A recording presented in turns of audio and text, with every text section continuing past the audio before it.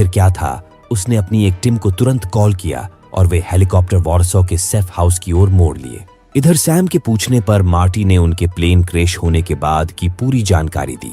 पहले सैम और डेरिंजर दोनों पर हमला हुआ और अब एशेलॉन का सर्वर भी हैक कर लिया गया है। 20,000 से ज्यादा टॉप सीक्रेट फाइलें लीक हो चुकी हैं, जिनमें नेटो देशों की सालों पुरानी गुप्त गतिविधियां दर्ज थीं। सबसे चौंकाने वाली बात ये थी, ये हमला बाहर से नहीं, भीतर से हुआ था। दोस्तों ने ही एक दूसरे की पीठ में छुरा घोंपा।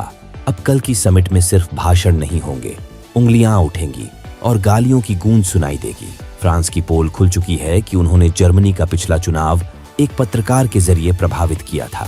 चेक रिपब्लिक इटली से नाराज है क्योंकि उन पर उनकी अर्थव्यवस्था गिराने की साजिश का शक है।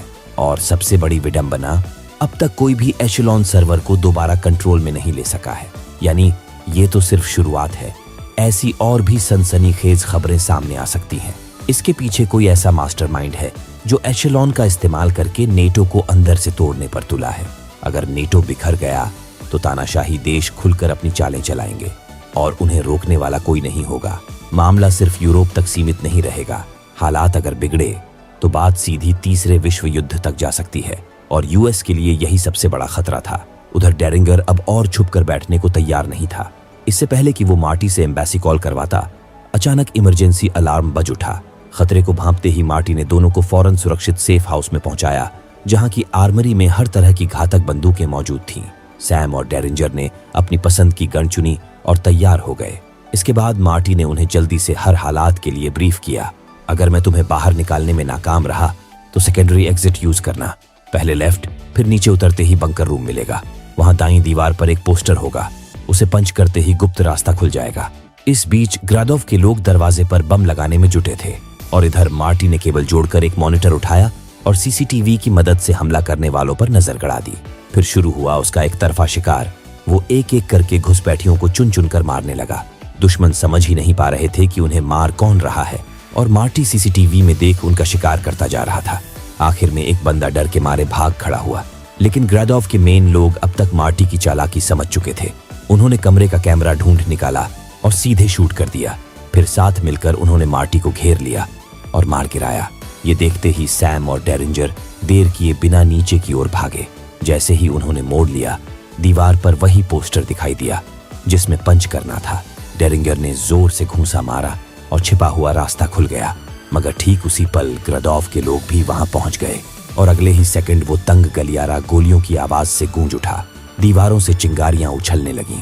सैम और डेरिंजर ने किसी तरह मौका निकालकर उस गुप्त रास्ते से अंदर कदम रखा, जहां उन्हें एक लिफ्ट मिली। बिना वक्त गंवाए दोनों लिफ्ट में घुस गए और वहां से निकल भागे। लेकिन जैसे ही वे बाहर सड़क पर आए, दो बंदूकधारी पहले से उनका इंतजार कर रहे थे। बच निकलने की सारी उम्मीदें खत्म होती नजर आ रही थीं। तभी एक करिश्मा हुआ। एक पुलिस कार तेज रफ्तार से उनकी ओर बढ़ती दिखाई दी और अगले ही पल वो कार सीधे ग्रादोव के दोनों आदमियों को कुचलती हुई निकल गई। उस कार को चला रही थी एजेंट नोएल बिसेट, वही एजेंट जो अपने पिछले मिशन के बाद से लापता थी और जिसे MI6 अब तक मृत मान चुका था। सैम की नजर जैसे ही बिसेट पर पड़ी, दोनों एक पल के लिए ठिठक गए।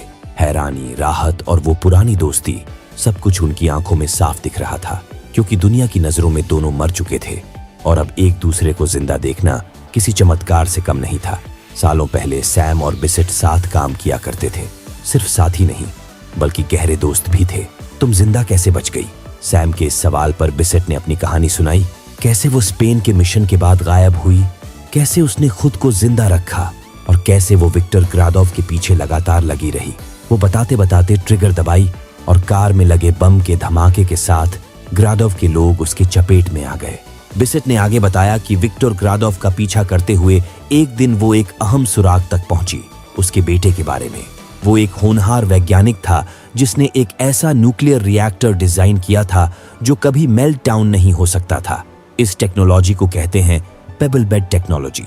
असल में ये पूरी खोज ग्रादोव के बेटे की थी, लेकिन अमेरिका ने इसका क्रेडिट खुद ले लिया और इसे अपनी देन बता दिया।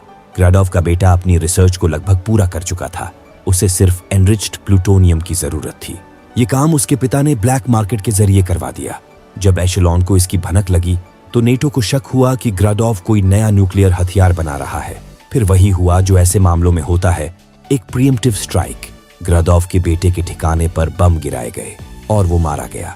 यानी अमेरिकन ने सिर्फ उसके बेटे की जान ही नहीं ली, बल्कि उसकी पूरी रिसर्च भी चुरा ली।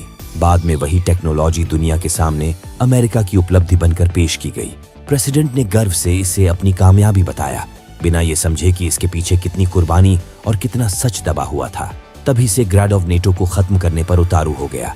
लेकिन ये सब अकेले उसके बस की बात नहीं थी, कोई अंदर से उसकी मदद कर रहा था। सबसे पहले शक सैम और डेरिंजर के सहायकों पर गया, क्योंकि उन्हीं ने दोनों को जबरन एक साथ नेटो समिट में भेजा था। गद्दार कौन है और उसके साथ कितने लोग जुड़े हैं, इसका कोई अंदाजा नहीं था। इसलिए यूएस एम्बेसी जाना बहुत बड़ा रिस्क होता। अब बिसेट का प्लान था दोनों को इस कॉन्टिनेंट की सबसे सुरक्षित जगह ट्रिएस्ट पहुंचाना, जहां नेटो समिट हो रहा था। अगले ही पल तीनों ट्रेन पकड़कर वहां के लिए निकल पड़े। उधर एशेलॉन के जरिए ग्राडोव के आदमी रूट को बिसेट की लोकेशन पता चल गई। कुछ देर बाद जब डेरिंजर सो गया तो सैम ने चुपके से बिसेट से बात शुरू की। दोनों कभी एक दूसरे से प्यार करते थे, लेकिन सैम की राजनीति और जिम्मेदारियां उनके बीच आ गईं। अब वो बीती बातें थीं। बिसेट उठकर कुछ खाने लाने चली गई। तभी रूट और उसका एक साथी हथियार लेकर उनके केबिन में घुस आए। अचानक रूट ने अपने ही साथी को गोली मार दी। बदले में उसका साथी मरने से पहले रूट को भी पेट में गोली मार गया। अगले ही पल बिसेट लौट आई और रूट पर बंदूक तान दी। रूट ने बताया कि ग्रादोव उसे ब्लैकमेल कर रहा था। उसने ही ग्रादोव का सिक्योर कम्युनिकेशन सिस्टम डिजाइन किया था, लेकिन अब वो मदद करना चाहता था। रूट ने चेतावनी दी, ग्रादोव एशेलॉन की आंखों से तुम्हें देख रहा है। अगला स्टेशन तुम्हारे लिए मौत है। ट्रेन से कूदो और सीधे क्रोएशिया जाओ। ज़ादार में 12 लवास्का स्ट्रीट, 5वीं मंजिल पर एक सिक्योर टर्मिनल है। फिर उसने कुछ कमांड डेरिंजर के हाथों पर लिखे और कहा, इस कमांड को चलाओ, उसी से पता चलेगा कि ग्राडोव किस टॉप लेवल सिक्योरिटी अफसर के संपर्क में है। इतना कहकर रूट दम तोड़ देता है। और फिर क्या था, बारी बारी तीनों चलती ट्रेन से कूद पड़े। उधर ग्रादोव की साजिश कामयाब होती नजर आ रही थी। अगली सुबह नेटो की वोटिंग होने वाली थी और उससे पहले ही 25 देश संगठन छोड़ने का फैसला कर चुके थे। अमेरिकी प्रेसिडेंट कर्क के हाथ से अब सब कुछ फिसलता नजर आ रहा था। इधर बिसेट ने एक कार चुराई और सीधे पहुंची ज़ेडार, उस पते पर जो रूट ने बताया था। 5वीं मंजिल पर उन्हें उसका सीक्रेट ऑफिस मिल गया, जो कि एक कंटेनर के अंदर था, और वहीं रखा था वो सिक्योर टर्मिनल। लेकिन तभी नीचे की सड़क पर कुछ गाड़ियां आकर रुक गईं। ग्राडोव के लोग पहुंच चुके थे। अब वक्त कम था। एक तरफ सर्वर से जानकारी निकालनी थी, दूसरी तरफ नीचे से चढ़ते दुश्मनों को रोकना भी था। सैम ने मोर्चा संभाला और बिसेट डेटा एक्सेस करने में जुट गई। तभी ग्राडोव के लोगों ने पलटवार किया और तेजी से ऊपर चढ़ने लगे। हड़बड़ी में सैम से एक भारी गलती हो गई। हथियारों के बैग में कई ग्रेनेड थे और उनमें से एक का पिन खुल चुका था। समझते ही सैम ने बिना वक्त गंवाए पूरा बैग दुश्मनों की तरफ उछाल दिया। भयानक धमाके के साथ पूरी बिल्डिंग हिल उठी।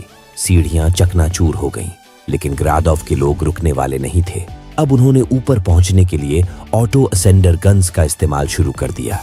उधर सैम फ्लेयर जलाए चुपचाप उनका इंतजार कर रहा था। जैसे ही पहला आदमी ऊपर आता दिखा, सैम ने फ्लेयर उसके हेलमेट में दे मारा। वो आदमी सिर्फ खुद ही नहीं गिरा, अपने साथ नीचे कई और को भी ले गया। आखिरकार ग्रादोव के लोगों ने वो रास्ता छोड़ दिया और अब प्लान भी एक्टिवेट हो चुका था। उधर जैसे ही प्रोग्राम ओपन हुआ, सामने आया सच। वो गद्दार कोई और नहीं बल्कि राष्ट्रपति विल डेरिंजर की सलाहकार ब्रैडशॉ थी। पिछले 18 महीनों से उसके और ग्राडोव के बीच लगातार कांटेक्ट हो रहे थे। सब कुछ रिकॉर्ड में मौजूद था। इसी बीच एक जोरदार झटका लगा।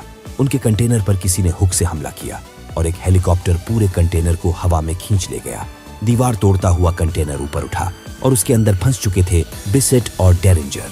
उसी हेलीकॉप्टर में मौजूद था ग्राडोव, जिसने सीधे सैम पर रॉकेट लॉन्चर दाग दिया। बिसेट कुछ नहीं कर सकती थी, वो बस सब देखती रह गई। अब उनके पास एक ही रास्ता था। इससे पहले कि ग्राडोव उन्हें भी खत्म कर दे, कंटेनर से कूदना होगा। थोड़ी ही दूरी पर एक बिल्डिंग दिखाई दी, जिसके ऊपर से हेलीकॉप्टर गुजरने वाला था।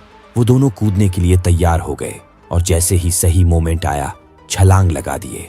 बिल्डिंग की छत पर गिरते ही उनकी जान बच गई और पीछे उड़ते हेलीकॉप्टर से ग्राडोव ने खाली कंटेनर नीचे गिरा दिया। उसे यकीन था कि तीनों मारे जा चुके हैं और यही खबर उसने अपने क्लाइंट को दी। कुछ ही सेकंड बाद ग्राडोव के सामने बैठे बंदूकधारियों को एक मैसेज मिला। उनके चेहरे के हाव भाव बदलते ही ग्राडोव सब कुछ समझ गया। काम पूरा होते ही अब मुझे भी रास्ते से हटाया जाएगा। उसने बिना एक पल गंवाए दोनों को वहीं ढेर कर दिया। अगली सुबह तक बिसेट डेरिंजर को लेकर ट्रिएस्ट के पोर्ट पर पहुंच चुकी थी। वहीं से डेरिंजर ने सीधे प्रेसिडेंट कर्क को कॉल किया, पूरा मामला बताया और ये भी कि गद्दार कोई और नहीं, उनकी अपनी एडवाइजर ब्रैडशॉ है। कर्क सन्न रह गई। वो बस इतना बोली, तुम जल्दी लौट आओ, मैं तुम्हें लेने के लिए बीस्ट भेजती हूँ। तब तक किसी भी कीमत पर नेटो की वोटिंग रोकने की कोशिश करती हूँ। बीस्ट यानी यूएस प्रेसिडेंट की बुलेट प्रूफ लिमोजीन, एक चलती फिरती किले जैसी कार। कुछ देर बाद बीस्ट पहुंची और दोनों बेझिझक उसमें सवार हो गए। लेकिन तभी सामने बैठा शख्स गणताने नजर आया, वही जिसने प्लेन क्रैश करवाया था। अब सारी गुत्थी सुलझ गई थी। गद्दार ब्रैडशॉ नहीं, वाइस प्रेसिडेंट कर्क थी। वो चाहती थी कि राष्ट्रपति डेरिंजर मारा जाए और उसकी कुर्सी उसे मिल जाए। ग्रादोव तो सिर्फ एक मोहरा था। अगले ही पल किर्क ने अपने आदमी को कॉल करके आदेश दिया, उसे सही जगह ले जाकर खत्म कर दो। लेकिन डेरिंजर ने एक सेकंड की देरी किए बिना उसका ध्यान भटकाया और दोनों ने मिलकर उस बंदूकधारी पर धावा बोल दिया। गन छीनते वक्त गोली चल गई और गाड़ी का ड्राइवर मारा गया। उधर ग्रादोव के लोग भी पीछा करते हुए हमले पर उतर आए थे। बच निकलना अब नामुमकिन लग रहा था। तभी पीछे से दुश्मनों की गाड़ियां कुचलता हुआ सैम आता है। वो छलांग मारकर बीस्ट में कूदा और अपनी बच निकलने की कहानी सुनाई। फिर कई मुश्किलों से जूझते हुए आखिरकार वो नेटो समिट के वेन्यू तक पहुंच ही गए। उधर मीटिंग शुरू हो चुकी थी। इटली और फ्रांस नेटो से अलग होने की बात उठा चुके थे। यहाँ तक कि अब खुद प्रेसिडेंट कर्क भी गठबंधन तोड़ने की घोषणा करने वाली थी। लेकिन ठीक उसी वक्त सैम और डेरिंजर मीटिंग हॉल में आ धमके। उन्होंने सबके सामने सच्चाई रख दी, समझा दिया कि ये साझेदारी क्यों सभी देशों के लिए जरूरी है। कर्क का तर्क था, हम अपना पैसा, पावर, सैनिक सब कुछ लगाते हैं और बदले में हमें कुछ नहीं मिलता। वो अपनी बात खत्म ही करने वाली थी कि अचानक एक गोली चली और कर्क की आवाज हमेशा के लिए खामोश हो गई। दरअसल ग्रादोव वहां पहुंच चुका था बदला लेने, क्योंकि कर्क ने ही उसे इस्तेमाल कर मरवाने की कोशिश की थी।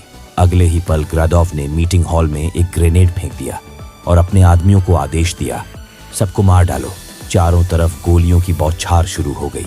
अफरा तफरी मच गई। जो जहां छिप सकता था छिप गया। आखिर में ग्रादोव जब हेलीकॉप्टर से भागने की कोशिश कर रहा था, उसी वक्त मारा गया।